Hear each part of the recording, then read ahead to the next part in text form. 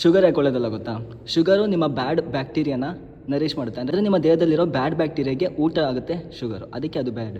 ಮತ್ತು ಶುಗರು ಬಾಡಿಲಿ ಇನ್ಫ್ಲಮೇಷನ್ ಜಾಸ್ತಿ ಮಾಡುತ್ತೆ. ಇನ್ಫ್ಲಮೇಷನ್ 2 ಟೈಪ್ಸ್, ಒಂದು ಅಕ್ಯೂಟು ಮತ್ತೊಂದು ಕ್ರೋನಿಕ್ಕು. ಅಕ್ಯೂಟ್ ಇನ್ಫ್ಲಮೇಷನ್ ಒಳ್ಳೆದಾಯ್ತಾ, ಇದು ನಮ್ಮ ಡ್ಯಾಮೇಜ್ ಸೆಲ್ನ ರಿಪೇರ್ ಮಾಡುತ್ತೆ ಮತ್ತು ಪ್ರೊಟೆಕ್ಷನ್ ಕೊಡುತ್ತೆ. ಆದರೆ ಕ್ರೋನಿಕ್ ಇನ್ಫ್ಲಮೇಷನ್, ಅದೇ ಇನ್ಫ್ಲಮೇಷನ್ ಜಾಸ್ತಿ ಆಯ್ತಂದರೆ ಇದು ನಿಮಗೆ ಪೇಯ್ನ್ ಕಾಸ್ ಮಾಡುತ್ತೆ, ಫೆಟಿಕ್ ಕಾಸ್ ಮಾಡುತ್ತೆ, ನಿನ್ನ ರೋಗಗಳಿಗೆ ಕಾಸಾಗ್ಬೋದು. ಮತ್ತು ನಿಮ್ಮ ಚೆನ್ನಾಗಿರೋ ಸೆಲ್ಸ್ ಇದೆಯಲ್ಲ ಅದನ್ನು ಕೂಡ ಡ್ಯಾಮೇಜ್ ಮಾಡುತ್ತೆ. ಈಗ ಎಕ್ಸಾಂಪಲ್ ನೋಡಿ, ನಿಮ್ಮ ಬ್ಲಡ್ ಶುಗರ್ ಏನಾದ್ರು ಇನ್ಫ್ಲಮೇಷನ್ ಆಯ್ತು ಅಂದರೆ ನಿಮಗೆ ಡಯಾಬಿಟೀಸ್ ಬರುತ್ತೆ. ನಿಮಗೆ ಜಾಯಿಂಟಲ್ಲಿ ಏನಾದರೂ ಇನ್ಫ್ಲಮೇಷನ್ ಆದರೆ ಆರ್ಥರೈಟಿಸ್ ಆಗುತ್ತೆ. ಫ್ಯಾಟ್ ಟಿಶ್ಯೂಲಿ ಏನಾದ್ರು ಇನ್ಫ್ಲಮೇಷನ್ ಆದರೆ ಒಬೆಸಿಟಿ ಆಗುತ್ತೆ. ನಿಮಗೆ ಲಿವರಲ್ಲಿ ಏನಾದ್ರು ಇನ್ಫ್ಲಮೇಷನ್, ಮೆಟಬಾಲಿಸಮ್ ಇನ್ಫ್ಲಮೇಷನ್ ಆದರೆ ಫ್ಯಾಟಿ ಲಿವರ್ ಆಗುತ್ತೆ. ಪೈಲರಿ ಇನ್ಫ್ಲಮೇಷನ್ ಆದರೆ ನಿಮ್ಗೆ ಗ್ಯಾಸ್ಟ್ರೈಟಿಸ್ ಆಗುತ್ತೆ. ನಿಮಗೆ ಸ್ಕಿನ್ನಲ್ಲಿ ಇನ್ಫ್ಲಮೇಷನ್ ಆದರೆ ಆ್ಯಕ್ನಿ ಆಗುತ್ತೆ. ಯೂರಿಕ್ ಆ್ಯಸಿಡ್ ಇನ್ಫ್ಲಮೇಷನ್ ಆದರೆ ಗೌಟ್ ಆಗುತ್ತೆ. ಗಟ್ಟಲ್ಲಿ ಏನಾದ್ರು ಇನ್ಫೆಕ್ಷನ್ ಆದರೆ ಇನ್ಫ್ಲಮೇಟ್ರಿ ಬೋವೆಲ್ ಡಿಸೀಸಸ್ ಆಗುತ್ತೆ.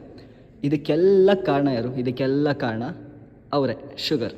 ಸೊ ಸಾಧ್ಯವಾದಷ್ಟು ನಿಮ್ಮ ಊಟದಲ್ಲಿ ಕಮ್ಮಿ ಶುಗರ್ ತೊಗೊಳಕ್ಕೆ ನೋಡಿ, ಅಥವಾ ತೊಗೊಳ್ಳದೇ ಇದ್ದರೂ ತುಂಬ ಒಳ್ಳೆಯದು. ಹೀಗೆ ಹೆಚ್ಚು ವಿಡಿಯೋಗೋಸ್ಕರ ಫಾಲೋ ಮಾಡ್ಕೊಳ್ಳಿ, ಯಾಕಂದರೆ ನಿಮ್ಮ ಆರೋಗ್ಯ ನನ್ನ ಆದ್ಯತೆ. ಧನ್ಯವಾದ.